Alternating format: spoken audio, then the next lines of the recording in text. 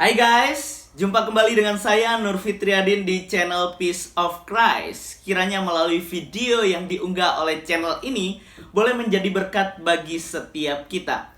Dalam video kali ini saya akan membahas tentang pernyataan atau statement dari Ahmad Kainama, di mana beliau membahas tentang nama Yesus. Katanya gak ada tuh di kitabnya, yang ada hanyalah Isa.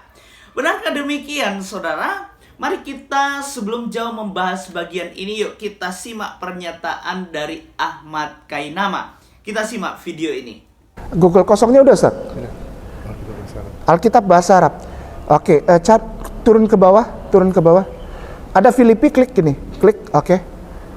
Nanti pilihannya ada tulisan Filipi 4 tanda bagi 13. Diklik itu. Diklik sudah, nanti keluar kitab suci warna hijau. Oke. Setelah itu geser ke bawah, di bawah itu ada kotak panjang. Ketik Markus 12 tanda bagi 29. Markus 12 tanda bagi 29. Supaya kita tahu siapa orang itu. Kalau Buddha, Hindu, Konfutse di Republik ini udah jelas. Ya. Agama Ardi, agama budaya, udah jelas, dan mereka menerima itu. Cuman yang satu ini agak sulit, ya. Jadi kita mesti tahu. Ustadz sudah dibesarkan, Ustadz yang minta tolong dibaca.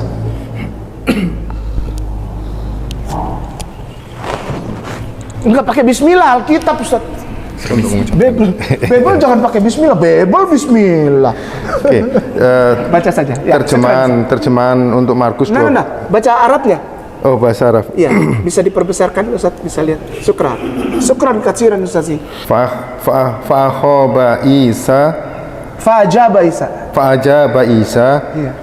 Ahammu wasiyati hiya Isma ya Sa'bi. Sa'bil maulal huna wallahul ahad. Bisa sekali lagi, Ustaz, Tuan Guru. Silakan. Fa'jaba Isa ahammu wasiyati hiya Isma ya Sa'bi ya Sa'bil maula lah lahuna wallahul ahad. Terjemahan dalam bahasa Indonesianya adalah tidak perlu. Oh, tidak perlu. Karena agak melenceng. Oh, siap. Syukran, Ustaz. Siap. Tidak ada nama Yesus di dalam kitabnya. Namanya Isa. Pakai ain. Dan apa katanya beliau? Beliau berkata apa? Fa'ajaba Isa.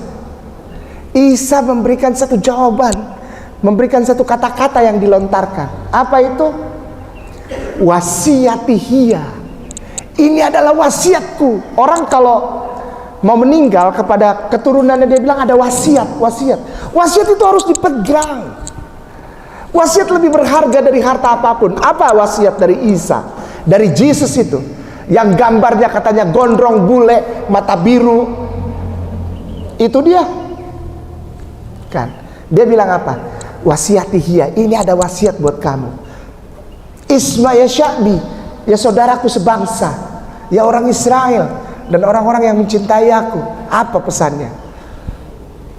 Ilahuna huwa Allahu ahad. Bukan kata Kainama, barusan disaksikan, dibaca oleh Ustaz. Ilahuna huwa Allahu ahad. Ya, jadi sangat jelas apa yang dikatakan oleh Kainama. Dia memerintahkan seorang ustadz untuk membaca dalam versi bahasa Arab, yaitu dalam kitab Markus 12 ayatnya yang ke-29. Di situ dicatat fa'ajaba Isa ahammu wasiyatin hiya Isma ya Sa'bil maula ilahuna wallahu ahad. Jadi ini yang dibahas, katanya nama Yesus tuh gak ada di dalam kitabnya. Tapi yang ada adalah Isa pakai ain katanya. Oke, sebelum kita jauh membahas ini, saya mengajak kita untuk perhatikan Markus 12 ayat yang ke-29. Di situ dituliskan, jawab Yesus, hukum yang terutama ialah, dengarlah hai orang Israel, Tuhan Allah kita, Tuhan itu Esa. Kasihilah Tuhan Allahmu dengan segenap hatimu dan dengan segenap jiwamu dan dengan segenap akal budimu dan dengan segenap kekuatanmu. Ya, sebenarnya poin utama dari Ahmad Kainama ini mau mengatakan Yesus itu bukan Allah, tapi Yesus memerintahkan kepada ahli Taurat, umat Israel, untuk menyembah Allah Subhanahu wa Ta'ala yang Esa itu. Benarkah demikian? Ya, kita perhatikan sebenarnya apa sih maksud Yesus berkata demikian kepada ahli Taurat. Di sini ada seorang ahli Taurat, dia bertanya, sebenarnya pertanyaan ini merupakan pertanyaan yang tidak membutuhkan jawaban ya, hanya mencobai Yesus. Ahli Taurat ini ingin mencoba jawaban Yesus sebenarnya apa. Nah, Yesus membawa para ahli Taurat ini untuk melihat jauh ke belakang apa yang sudah dituliskan di dalam kitab Ulangan 6 ayat yang keempat. Artinya apa? Yesus menjawab ahli Taurat ini mengutip kitab Ulangan pasal yang ke-6 ayat 4 sampai dengan ayat yang ke-5. Ya, di situ sama ya ini bunyinya. Alkitab di dalam Ulangan 6 ayat yang keempat sampai dengan ayat yang ke-5. Dengarlah hai orang Israel, Tuhan itu Allah kita, Tuhan itu Esa. Kasihilah Tuhan Allahmu dengan segenap hatimu dan dengan segenap jiwamu dan dengan segenap kekuatanmu. Ingat baik-baik bahwa ayat ini bukan memerintahkan kepada ahli Taurat untuk menyembah kepada Allah, sebab Yesus bukan Allah. Itu adalah kesalahan besar. Kalau memang Yesus bukan Allah, di sini ayatnya pasti gak bicara begini. Jangan sembah aku, tapi sembahlah Allah. Nah, begitu. Bukan berarti ayat ini menunjukkan bahwa Yesus bukan Allah. Analoginya seperti ini. Misal, saya ini adalah kepala sekolah. Lalu datanglah orang ingin jualan di sekitar sekolahan. Orang ini berkata kepada saya yang adalah kepala sekolah, Pak, boleh nggak saya berjualan di sekitar sekolahan ini? Lalu saya bilang, coba kamu lihat di peraturan yang sudah ditulis oleh kepala sekolah. Dilarang berjualan di sekitar sekolahan. Saya yang adalah kepala sekolah ngomong begitu. Apakah saya ini bukan kepala sekolah? Nggak begitu ya. Saya kepala sekolah mengajak orang ini untuk melihat peraturan yang sudah ditulis oleh kepala sekolah. Jadi jelas ya, analoginya seperti itu. Bukan berarti saya yang ngomong ini bukan kepala sekolah. Begitu juga dengan Yesus. Yesus mengajak seorang ahli Taurat ini untuk melihat dalam kitab Ulangan 6 ayat yang keempat sampai dengan ayat yang kelima. Bukan berarti yang ngomong ini, Yesus ini bukan Allah, tapi dia adalah Allah yang sejati. Wah, jelas ya di sini. Saya berharap kita nggak bodoh-bodoh amat ya untuk menafsirkan ayat-ayat ini. Nah, baik, kita kembali kepada topik. Apakah nama Yesus dalam kitab itu memang nggak ada? Yang ada adalah Isa.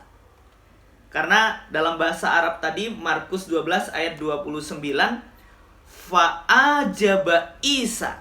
Jadi ini sabdanya Isa, jawaban dari Isa. Ya itu ya, jadi jelas ya. Nama Isa, perhatikan, saya bisa pastikan Isa di dalam Alkitab dengan Isa di dalam Al-Quran itu adalah cerita yang berbeda. Ingat baik-baik, namanya sama Isanya, tapi ceritanya berbeda.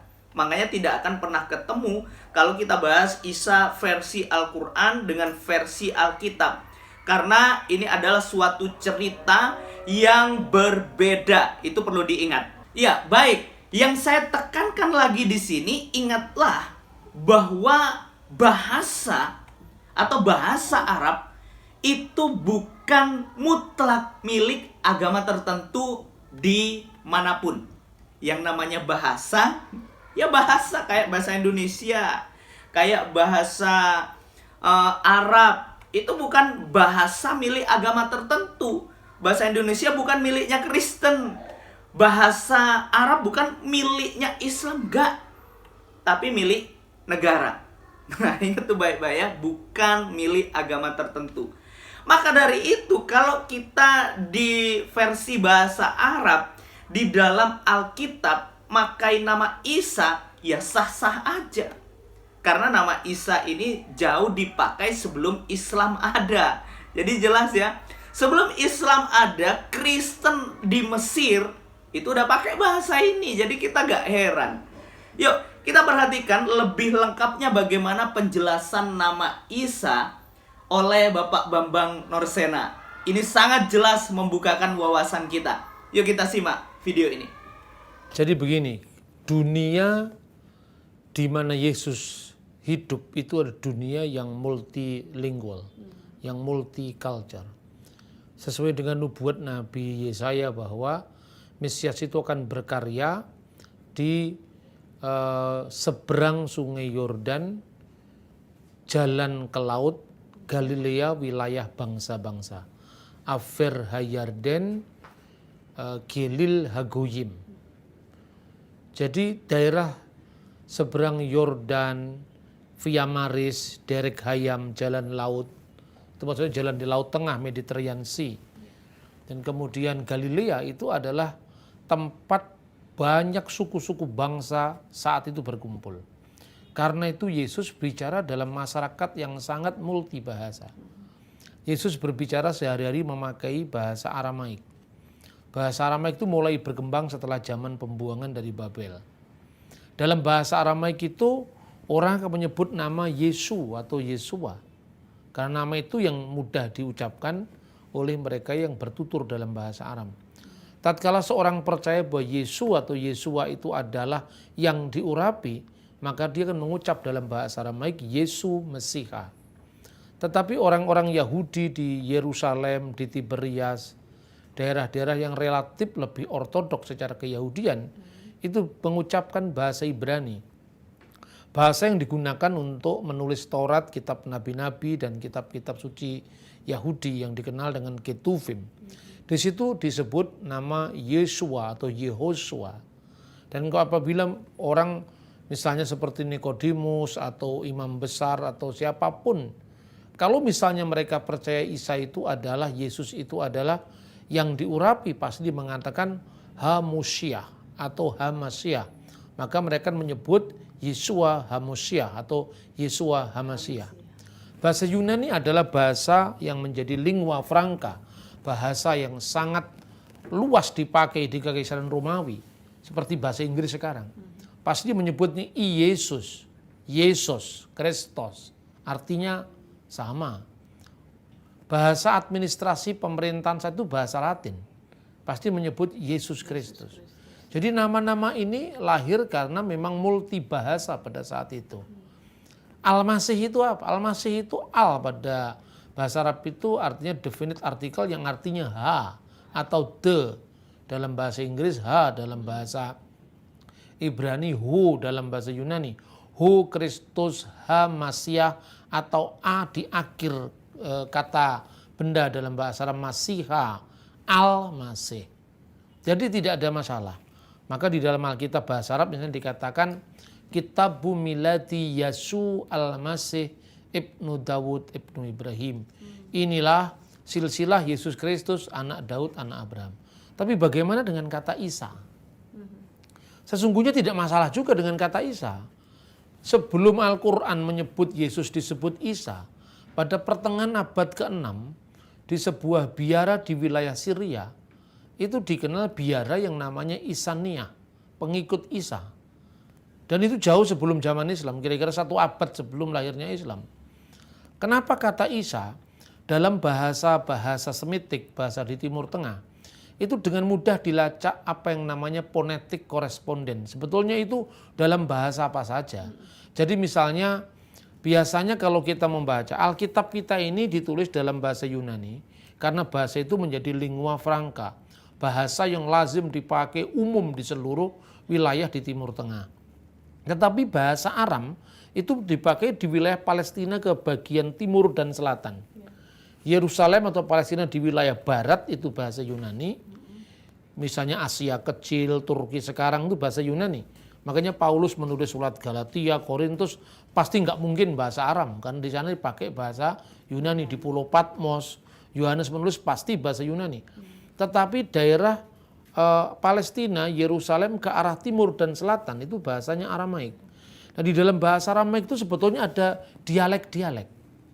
Sebelum zaman Kristen kita mengenal Talmud Babli, Talmud Yerusalmi, itu bahasanya sudah bahasa Aram. Dan itu ada dialek timur, dialek barat. Nah, huruf Yod atau Y dalam bahasa Ibrani ketika diterjemahkan dalam bahasa Aram kadang-kadang berubah menjadi I, kadang-kadang berubah menjadi tetap Yod. Misalnya Shema Yisrael dalam bahasa Ibrani. Kadang-kadang diterjemahkan dalam bahasa Aram, dalam satu naskah misalnya tetap Shema Yisrael, Adonai Eloheinu, Tuhan itu ilah kita, sembahan kita, Adonai Echad, Tuhan itu esa. Diterjemahkan dalam bahasa Aram, Shema Yisrael, Maria Allahan, Maria Hadhu. Tetapi kadang-kadang di Syria Timur dipakai dialek Shema Israel, bukan Yisrael. Jadi Yisrael menjadi Israel. Yehosua menjadi Isowa. Dan itu muncul dalam salah tulisan Bapak Gereja namanya Agabius ketika dia menerjemahkan tulisan Yosefus yang dikenal dengan Testimonium Flavianum. Yosefus itu menulis di dalam bahasa Yunani dan kemudian diterjemahkan dalam bahasa Aram. Dia ahli sejarah Yahudi pada abad pertama. Dia mengatakan bahwa pada zaman itu fi hadzal zaman ya'isu rajulun hakim ismuhu Isowa. Pada saat itu hiduplah seorang yang bijaksana namanya Isowa.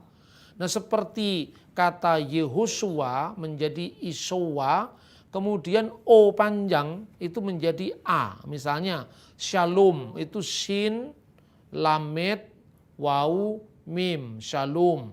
Menjadi bahasa Arab Sin, Lam, Alif, Mim, Salam. Shalom alaihim menjadi Assalamualaikum. Yehosua menjadi Isowa, seperti Shalom menjadi Salam, Iso menjadi Isa.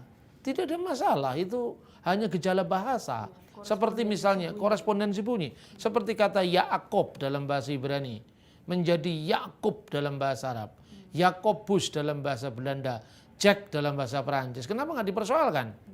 Itu hanya soal korespondensi bunyi gitu loh. Kan orang itu biasanya begitu melihat Arab itu langsung dipikir Islam. Kan ngertinya cuma begitu di Indonesia. Kita tidak tahu bahwa ada banyak komunitas Arab yang beragam. Kristen Arab di Syria agak beda dialek bahasanya dengan Kristen berbahasa Arab di Mesir. Ya, misalnya orang Kristen di Syria dia mengucapkan alhamdulillah dalam doa mereka. Alhamdulillah ala khairatihi, alhamdulillah ala fadlihi, itu biasa dalam doa.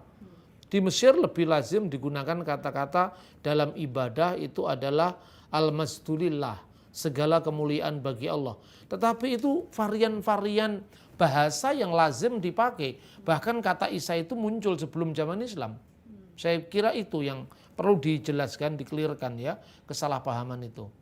Ya, jadi sangat jelas ya guys. Kiranya video ini boleh membukakan wawasan kita untuk berpikir secara waras dan berpikir benar ya di dalam kita memahami Alkitab yang adalah firman Allah.